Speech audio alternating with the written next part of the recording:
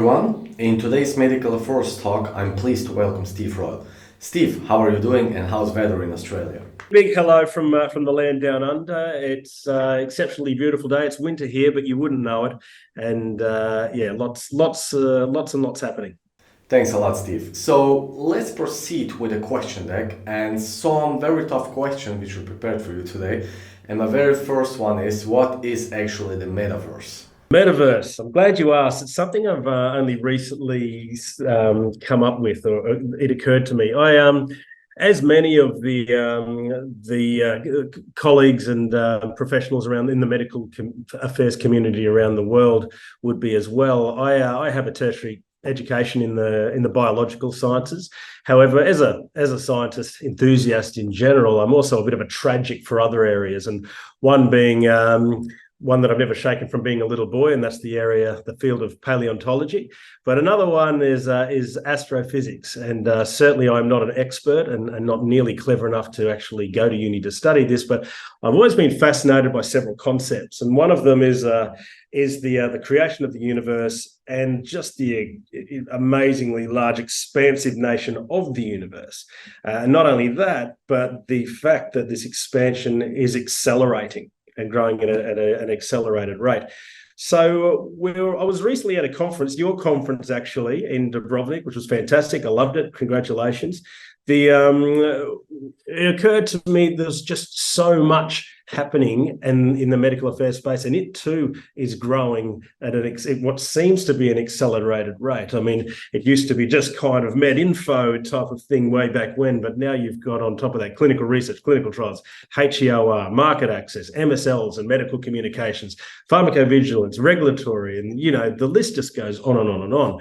And not only do the other roles growing, but also the responsibilities, many being now absorbed over from the commercial side of things. So I made an analogy in my head very quickly about everything that's happening in the growth in the industry, and compared it to the universe, and then became Med Affairs Universe, Med Affairs. And don't want to confuse it with the metaverse, of course, which is another podcast altogether. But that's the background and where the term came from. It's the entire ecosystems of medical affairs, which is huge and expanding. So next question, what is My Medical Affairs and why did you develop it? I mean, in my very own opinion, I think there's almost no one in medical affairs space who never heard about your portal, My Medical Affairs. Yeah, absolutely. My pleasure. It probably touches on what I just tried to explain and articulate, and that because the medical affairs space has been growing so rapidly and with new roles and responsibilities, that there's now a plethora of associations, but also agencies and other bodies who have been very wisely making some great events, courses, conferences, webinars, podcasts, videos, writing articles, white papers, guides, all in this space. And my background is actually commercial, and the commercial interests that now my business have my customers were predominantly commercial, but now medical affairs are absorbing them over, mainly in advisory boards and omni-channel engagement and that type of thing. So I was trying to get my head across all of this wealth of resources that was available online, and discovered there was just so much. It was very difficult to keep on top of, and it was very easy to miss a webinar or a podcast or something that was coming out, a live event in particular. So I spoke to a few what I would call experts in the community. I assembled them as a group of stakeholders and a steering committee, and asked them, would it be useful just to have a monthly spreadsheet that comes out letting you know about all the medical affairs events, courses, etc., happening that month, so you could catch all the ones you wanted to and register and never miss one. And the answer was a resounding yes. It would be a wonderful resource and great to have. But then one of the smart participants said you should make it a little bit better than that. Make a platform, and then it went on to, it should be like a Netflix type platform where you can personalize your preferences to only receive the type of events, i.e., someone with interest in as an MSL may not be interested in regulatory, so you could curate the content relevant to you. And before I know it, we've developed My Medical Affairs, and it does all of that. We're immensely proud of it. But that's kind of how it was developed, and that's what it is. It's a one-stop platform where you can search for and keep up to date with all the latest courses and conferences, like next Pharma Summit, in just a quick snapshot a month, and you get notifications and that type of thing as well if you wanted. But that's what it is, and that's how it came to be. I mean, in my opinion, a very differentiating factor at your portal My Medical Affairs is that you really took care about the design part. So your portal looks very nice compared to some other traditional pharma portals, whom I of course won't mention. So you really figured out and mastered out the design part of the My Medical Affairs. That's very kind of you to say, and thank you for noticing. I must pass on some of that kudos to my wife, who works in strategic design thinking for Accenture, or the Song, which is now they call it. So I did have a fair bit of influence from somebody much more cleverer than I am, and but yeah, it's good to see that her insights and advice has been validated. Thank you. Sure, then obviously I guess she's having some share in My Medical Affairs, right? It's what's hers is hers and what's mine is hers. I think that's the agreement. Okay, fantastic. Next question. Can you speak about what topics and trends are the most critical and mentioned one on My Medical Affairs platform? Yeah, happily. So one of the things that the platform's been tremendously useful for me personally as the developer is not only being able to keep on top of everything, but also reviewing the metrics and the analytics on the platform, and seeing where the vast amount of activity is occurring, on what topics they are, and what sort of subjects. And there's three in particular that have bubbled up since we launched it about a year ago now. And the first one is probably quite obvious. It's digital transformation in medical affairs, how to grasp omni-channel and meaningfully engage with customers in an online environment in a day when actual face-to-face activities continues to be a growing challenge. And I will say that from what I can see, from the most part, medical affairs have a very more open than perhaps the commercial teams have been in the past, to engaging almost exclusively with third-party channels and platforms, rather than developing or hosting these types of platforms in-house.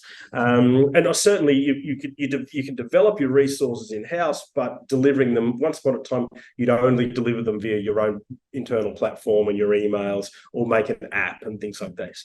Now it seems there's, it's very difficult to drive user acquisition from clinicians to a company's own portal. There's a lot of companies out there, all with their own portals, all with email and push efforts to try and bring people into them. But if you can embed your communications, or at least a link to your communications within the platforms where the clinicians are, even better, at a time when they're actively engaged in a relevant topic, then that meets the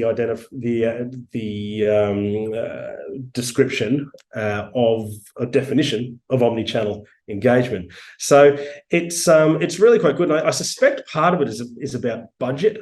In the past, commercial teams have been very fortunate to receive the significant wealth of portion of the budget. So medical affairs, having a leaner budgets, may have had to find alternate ways to drive engagement. So I think that might be the reason behind that sort of approach, or that formula. Yeah, very interesting. Well, at Next we also had a session where we somehow went into the direction where medical affairs are commercializing in one way, but that's for another time. So can you you can of course watch all those videos on our YouTube platform, right? Actually, that's actually one of the topics that comes up. So the second one that I touched on was the the issue and the challenge of silos, cross-functional silos within pharmaceutical companies. There seems to be quite a number of webinars and people speaking about this at the moment on the platform, and they're always receiving a lot of attention and clicks and views. And it's certainly a big issue. Obviously, as medical affairs is growing and taking on more responsibility, there might be some pushback in some areas. There seems to be so. There's always been, like I said, my background's commercial, and there was always a little bit of some sort of us and them in commercial and medical affairs, but it's maybe that's changed in some areas and maybe it hasn't for others. But I can speak personally of an example that I've seen in our business insofar as one of our customers where they have an omni-channel lead for their medical affairs team and then an omni-channel lead in their commercial team, both purchased the exact same solution from a digital supplier, and we're replicating each other's efforts on one platform. So a little bit perhaps cheeky by the supplier. Maybe there was some miscommunications there too, but it just speaks very loudly to the fact that the left hand often doesn't know what the right hand's doing. And as we move forward, the teams that will have the most impact are the ones that are working seamlessly together to ensure smooth delivery of content and facilitating the customer journey with the necessary information. Yeah, I also see that trend that commercial thinks they are from Mars and somehow medical affairs thinks they are from Venus. And at the end of the day, they are using the same persona for the very same ACP, right? It's an interesting time. It's a time of transition, and everybody's trying to figure out the best way to do it. And a lot of people have different opinions, but I think people are now starting to realise that this is the challenge, and it does need to be overcome or suffer at your own peril, so to speak. Exactly. Well, you already touched on the trends in medical affairs, but a very tough question, and the last one is what does the future holds as the most hyped function inside pharma currently, obviously medical affairs? Well, I think that will merge with probably the third one of the three big topics, and that is the role of the MSL working in a customer facing role. So once upon a time, it was only commercial field facing teams that were at the coal face, so to speak, and I was one of them. We never considered ourselves sales reps. We were there to talk about the product, the virtues of the product, when and where to use it, and which cohort it was worked particularly well with. But then as medicines became a little bit more complicated and niche, there was additional information, a lot more meaty questions coming from the clinicians that were outside the remit. So they would then funnel through to the MedInfo. And there was enough questions and activity happening there, which suggested it would be good to have a roving MedInfo person. And that was what has now evolved into the MSL. But so the MSL was always strictly medical only, and still is in most instances. And I would argue most companies see that as still the model. It's medical only. We're not to talk about patient recruitment for trials or any sort of competitive advantage. It's just talking the science. And we certainly want to appreciate how it's evolved. But we've got a situation now where doctors are talking to a salesperson, potentially online or via email or in person, and the discussion escalates to a point where an MSL is needed. So the salesperson has to back out. The MSL comes in, then the doctor may wish to touch on something commercially again where the MSL won't touch. So they come out and the sales rep come in, and it's a horrible journey for the clinician. I think anybody can realize that. So what's the future? I predict with a very wavering wand of certainty that there will need to be a hybrid role for the MSL and customer-facing personnel within companies.